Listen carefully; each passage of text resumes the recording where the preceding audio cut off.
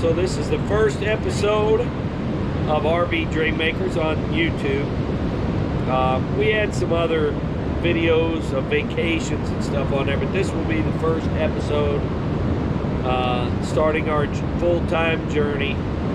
This first clip you're going to see is us leaving Michelle's mom's house where we stayed for the last year and a half, and it's us pulling out of the driveway.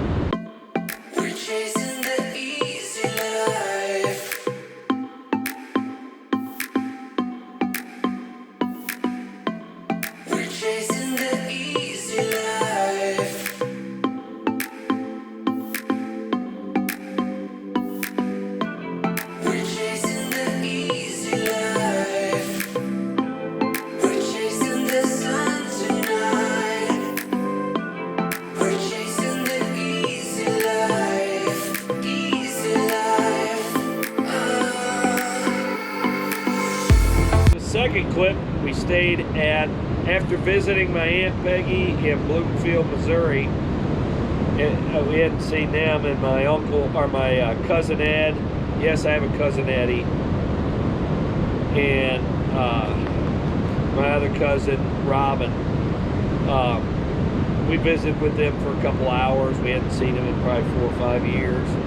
And then we ended up spending the night at the Cracker Barrel in Little Rock, Arkansas, and got up the next morning to get breakfast.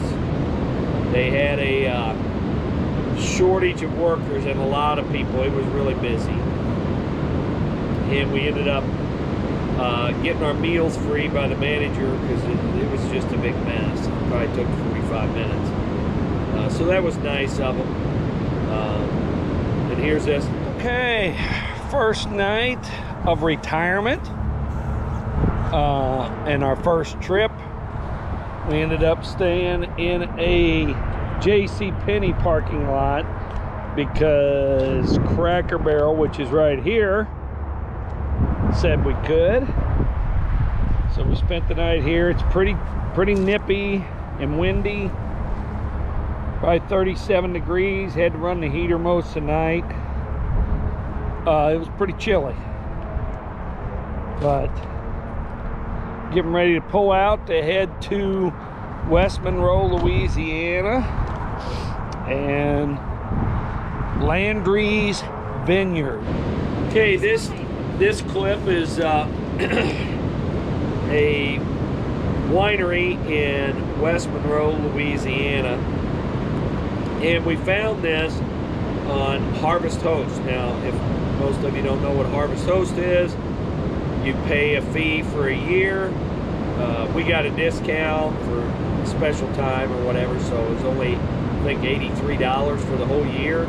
And there's over 2,000 wineries, golf courses, museums, breweries, and farms throughout the nation that you can stay at. They let you stay for free.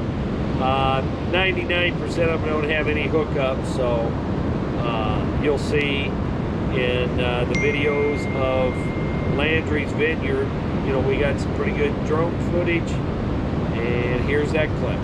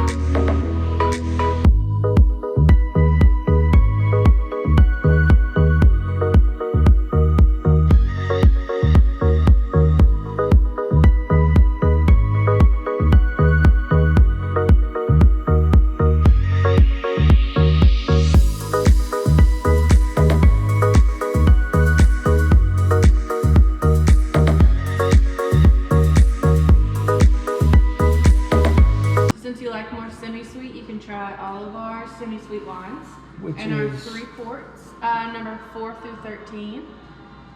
4 through 13. And then the last 3 on the back. What's like compared to, like, I'm like a grape juice, I like grape juice type of thing. I mean, what am I looking at? A lot of people say the Sweet Dixie Muscadine is kind of like white grape juice, and the Sweet Reds like grape juice a little bit too. But you'll get to try all of those. You get to try all of them? All the semi-sweets, yes. Okay. So what do we need this for? Just to mark? Just to mark if you like if something we like it or don't not. like Okay. something, or if you want to take notes or anything. So we'll start with number 4. And the crackers are to cleanse your palate. In between. In between. I know, but I just drank a soda. flavored water. So this is our Blanc du Bois semi-sweet. And Blanc du Bois is a French-American hybrid grape developed out of the University of Florida for the South. So Texas, Alabama, Arkansas, Mississippi, Louisiana, into the Carolinas and Florida grow this grape. And we have about 9. Well, this is the tester right here, because I'm looking at the list. I thought this might be, but I may be wrong. So our Sweet Red is made from a grape called Ruby Cabernet. So it's pretty sweet, it's very fruit forward. To me, it's got more of a grape flavor to it. Which I'm a grape fan. Okay.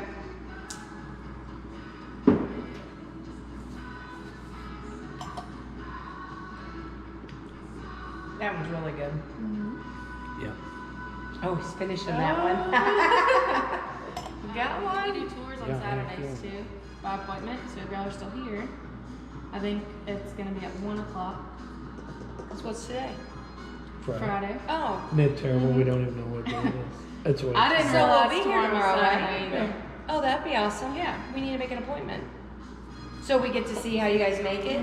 Oh, that'd be yeah. So he awesome. takes you through the vineyards on golf carts, and then you get to see the winery, the bottles.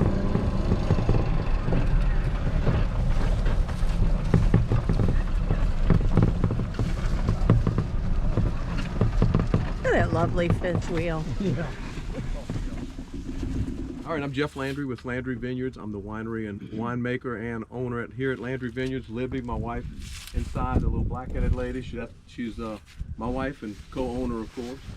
And what I'll do is give you a little history on Landry Vineyards here, and then we'll go around the whole vineyard and stop at a few locations and talk about growing grapes here in Louisiana. We'll go to the winery, the bottling facility, and the barrel aging room. And stop me at any point if you have any questions at all. We started growing grapes in 1999 in Folsom, Louisiana. So over 20 years ago, 20 years now, we've been growing wine grapes here in Louisiana. We're from St. Charles, so it takes 3 years to produce a crop. That's why the 3 years. First year, you established a trunk. You know, the trunk is coming up from the ground, of course. The next year, you established a cordon. Oh, it sounds better that way, right? That's French for cordon, C-O-R-D-O-N. That's the fruit-bearing vine. And then the third year, you should have a commercial crop, which is usually 4 to 5 tons. I'm getting warm in the sun right here. And so that's where we were. And I thought 10 tons of grapes hanging. And we had a really good season. It was pretty dry that year, which South Louisiana is not usually in July, which we learned a lot about that. And at the last minute, he called and backed out on us at the last minute to buy the grapes. So I hung up the phone back when we used to hang up phones, if some of y'all remember that. And I hung up the phone and I said, well, baby, it looks like that would work with us. Really treated us well. We're good friends. Amatos Winery in Hammond, Louisiana. We made the wine there, bottled it there, and then we were licensed the following year. We transferred that wine, which was 2002. 2001 was our first vintage. 2002 was when we were licensed. And then we sold all of that wine.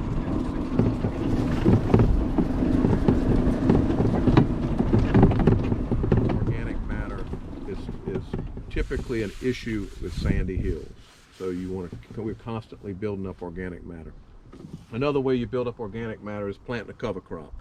That's ryegrass that's planted, and that's just going to put good roots down. We'll actually, right before it's time to, right around Easter, right before they bud out, we're going to spray that.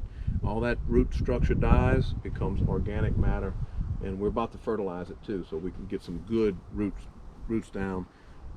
So that's important. Another thing, my mother-in-law lives right here. She moved up here after Hurricane Katrina. Y'all can see the fences down right there. She's a good mother-in-law. And there's her path where she comes on her golf cart. It's not heavily worn, you know. So you know everything's good.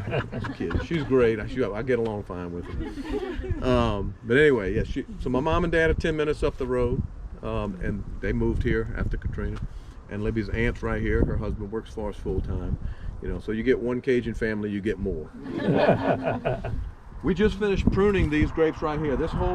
Actually most of the grapes on this side of the road are now pruned. It takes about 8 man-hours to do one row. I tell all the guys, one row per day. That's my expectation. We have 4 guys. Well, it's 3 and 1 young guy that's working out here too. So it's kind of 3 and a part-timer. And they work between the winery and whatever we need to do in the vineyards. You know, vineyard work is kind of up and down. This time of year, of course, there's plenty to do. We still have all the north side to do. Now, this is the cuttings that are laying on the ground, and it's all about the number of buds that you leave when we're pruning. So if we leave too many buds, well, let me explain how it works. Let me back up one. A bud buds out. You know what a bud is? You know, y'all can see the little buds, right? That's buds. Okay, so that little bud pushes out around Easter time, or for the red grapes after Easter, white grapes about 2 weeks before Easter. It pushes out and it sets 2 clusters of grapes. So this was one bud and there was another cluster. So this was the other cluster right there. So it set 2 clusters. Okay, this cane came from a bud like that. So each bud, 2 clusters of grapes. Hopefully they make it. You know, there's a lot of different things that want it. You know, birds are one of them. Raccoons, all kind of stuff. Fungus, disease, all kind of issues. To this year we lost about 30% to birds and raccoons. Anyway, we're more committed to some other processes for, but anyway, that's a whole nother story. I'm telling you, we can talk 15 minutes on every little topic, but we won't. So here's how we do it. Every fifth, that's the width on that cordon, fifth width, 2 buds. That's what we want on both sides. So that's what is that going to do? That's going to mean there's 2 clusters, you know, and then it buds out 2 more clusters. That's a good crop load, and that'll give you about 4 to 5 tons per acre. And the plants can handle that ordinarily. Most plants can. But I mean, sometimes there's gaps, there's issues. And sometimes a vineyard will get to a point after usually about 20 years. It's not that it won't still produce, it's not commercially feasible anymore. Time to pull them out and replant. And we haven't, we replanted, but it was for varietal reasons, but we haven't replanted yet for production reasons yet here. But some of these vineyards are getting close. But anyways, everybody wants to know, how long does a vine last? Well, they can last a lot longer than commercial production feasibility. You can have them for 50 years. There's vines in California 100 years old, you know. Okay, what else? So we talked about balance. That's what we're talking about. Everything we've been talking about, organic matter, proper pruning, all that, it's about balance so that we can achieve fruit balance and wine balance at the end of the day. And really at the end of the day, y'all say, oh, this is really good. Like, perfect, that's what we're looking for. You know, people to enjoy the wines, of course. But it really takes a lot to get there. One other thing that's done during the growing season is all of those canes, they bud out and they just kind of go in all kind of different directions. They just form a big old mat and they all have to be combed so that we can achieve what's called dapple light. As the sun moves from east to west, the sunlight gets on those clusters of grapes all around that cluster. Not perfectly, but it's going to get some sunlight here and there as it moves across the sky. Also, we get airflow. That's very important to decrease fungus pressure, disease pressure. So everything is coordinated. It doesn't just happen. That means every day they're out here combing the vines, getting them all positioned properly. and they'll do that 3 times. I just tell them when you get to the end, right in the middle. You remember we were, I don't know if y'all gathered this, it's a fruit zone. You know, it buds, remember it buds out and sets 2 clusters of grapes. That's close to where it buds out. The fruit is not way over here. It's right there at that area where I was showing y'all those cuttings on those bud zones. Okay, so you put the rods, you elevate it at the right elevation so that those rods are passing right through the middle of that fruit zone, and it shakes the grapes off.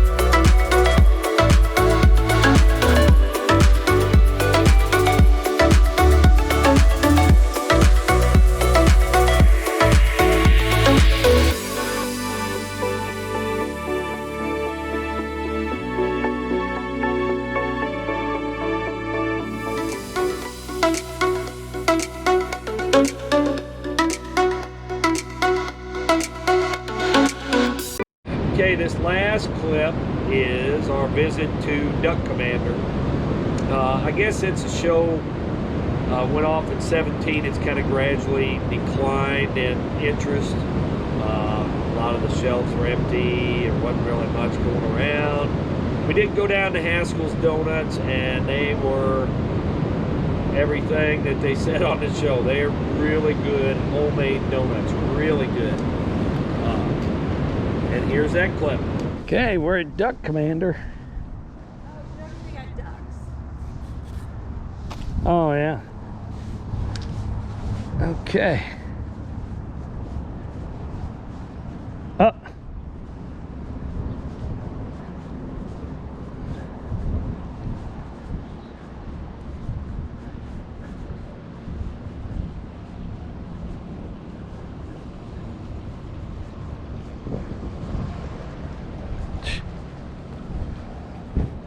They made the whole dock a duck place.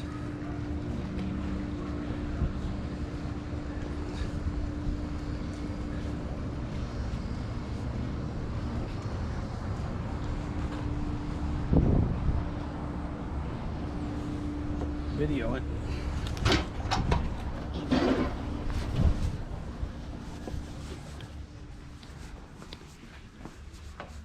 Oh, they got all their videos. Morning.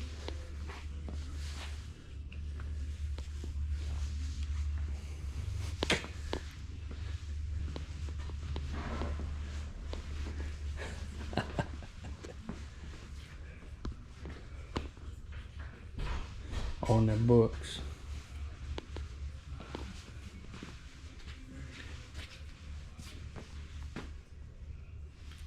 Oh, remember with the, they did the big thing for, well, you got your $25, so you got to figure out what you're going to spend it on. Mrs. K's Duck Commander Kitchen book. Yeah, I saw that.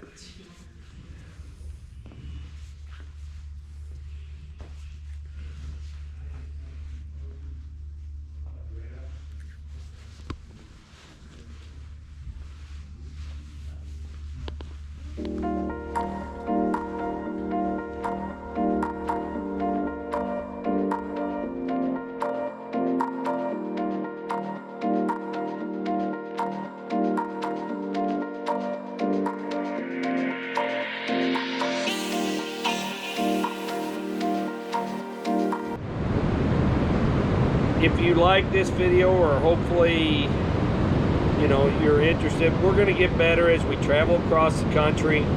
We're going to be heading up to Austin, then Waco, then over to Abilene, on over to Carlsbad and White Sands, New Mexico, and then spend a month in Arizona.